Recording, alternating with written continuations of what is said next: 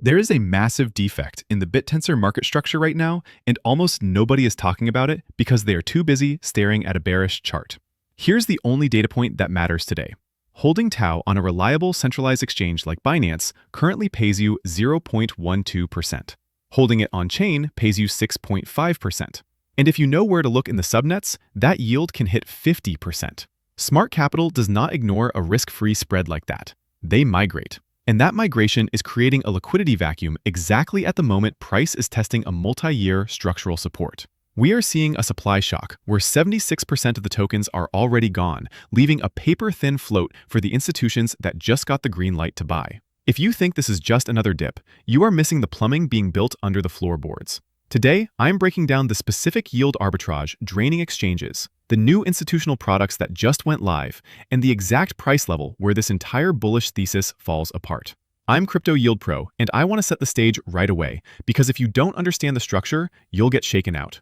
We are looking at the weekly time frame. Since the cycle top of $750 in December 2024, Bittensor has been locked in a brutal descending parallel channel. This is textbook correction behavior. Recently, the price action was fighting for the middle of this channel, crossing up, crossing down. It was indecisive. But recently, we lost that midline. Technically, we have re-entered the lower band of the structure. This is what I call the boring zone. Volume dries up, the moon boys leave, and the timeline gets quiet. The trend is undeniably bearish right now. Look at the moving averages. We are trading below the 10 and 21 weekly exponential moving averages, which are the blue lines on my chart. We are also below the 55, the purple line. These are now acting as dynamic resistance, pushing price down every time we try to rally.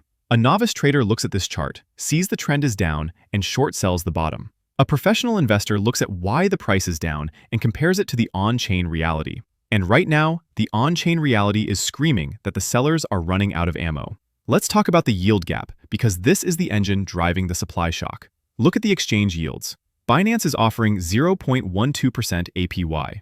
BitGet is offering 0.3%. These are negligible returns. Now compare that to on-chain data. The base validator yield is over 6.5%.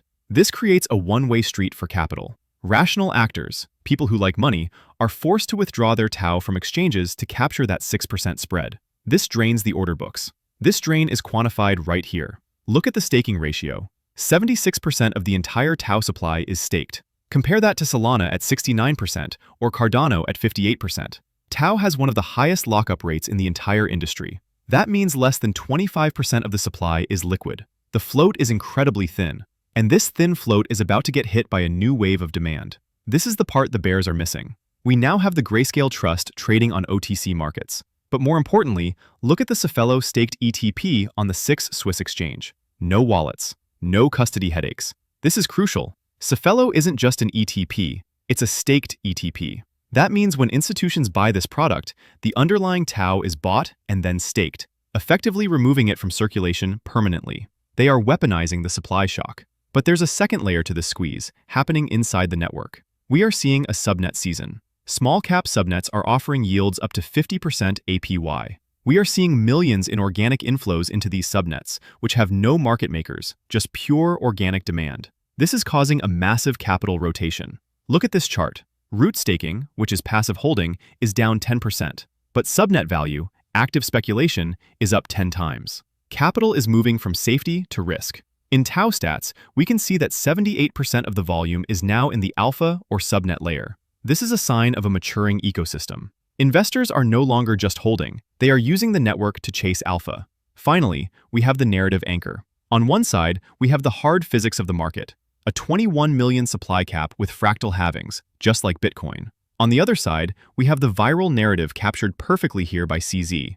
AI will make you jobless. Crypto will make you not need a job. When you combine a deflationary gold standard asset with a retail-friendly, save yourself from AI narrative, you have the recipe for a mania phase. So, we have the fundamental powder keg. Now we need the technical spark. Let's look at the key levels. I've anchored my Fibonacci retracement from the December high of $750 down to the April capitulation low of $168. To the upside, our first major problem is $300. This is the 236 fib level. We have been rejected here multiple times. It's the gatekeeper. Above that, the real boss level is $520. This is the 618 golden pocket. You can see we rejected hard off this level back in October. That was a brutal sell-off, and it confirmed that the bears were still in control of the macro trend. I want to be brutally honest about the momentum. It's not good. Look at the Heikin-Ashi RSI on the bottom pane. It has dropped from the neutral zone towards oversold. More importantly, it broke this ascending support trendline, backtested it as resistance, and failed. This tells us the path of least resistance is currently down. However, markets do not move in straight lines. Look at the volume profile on the left. The point of control, the price level with the most historical volume, is sitting at $390. This acts like a magnet. If we can stabilize here, physics dictates a reversion to that mean. So, how do we trade this? Do we catch the falling knife, or do we wait? Here's my personal strategy. I'm treating the zone between $210 and $260 as my load zone. We are sitting right on top of the channel support. The risk-to-reward ratio here is asymmetric. But I'm not marrying this bag, and I need you to understand how I structure this. My invalidation level is strict. I have a hard stop loss at $200. And this is key. It must be a weekly candle close below 200. I don't care about wicks. Wicks are just market makers hunting your stop loss. If we close a week below 200, the structure is broken. At that point, I'll cut my position on this specific trade and look to re-enter at the lower support levels, likely around 168 or the channel bottom at 120. If the support holds, my upside targets are laddered. Target 1 is $390, the volume magnet. Target 2 is $500, the fib resistance. Target 3 is the previous all-time high at 750. I manage this with a trailing stop. If we hit target 1, my stop loss moves to my entry price. I immediately become risk-free. If we hit target 2, my stop moves to target 1. We lock in profits on the way up, so we never give back a win. And here's the secret to longevity. I treat this trade completely separately from my investment. Currently, TAO makes up 4% of my total portfolio, but I split that into 2 buckets. 3% is my long-term moon bag. I do not touch that. This setup we are discussing today represents the other 1%. This is a swing trade. If we hit our targets, I take the profits and split them. Part of it goes to buy more spot TAO, Bitcoin, and Ethereum for the long-term hold, and the rest goes into stablecoins to stack cash. I use the volatility of the trade to feed the safety of my portfolio. The synthesis is this. The chart is ugly, but the data is beautiful. We have a liquidity crisis brewing on exchanges, driven by a 6% yield gap that is forcing supply into a lockup. Institutions are building products to buy a supply that doesn't exist, and retail is waking up to the subnet yields. The spring is coiling. If you appreciate this level of transparency, showing you the exact percentages and the invalidation levels instead of just hyping a coin, please destroy that like button and make sure you are subscribed. It tells the algorithm that you value data over noise, and it helps me keep these daily deep dives coming. I'll be posting my exact entry execution and any changes to this plan in my free Telegram group. The link is in the pinned comment below. It's the fastest way to get my updates before the videos go live. If you want to understand the long-term thesis on why TAO is the digital gold of AI, you also need to watch my previous breakdown. It covers the 2026 targets in depth.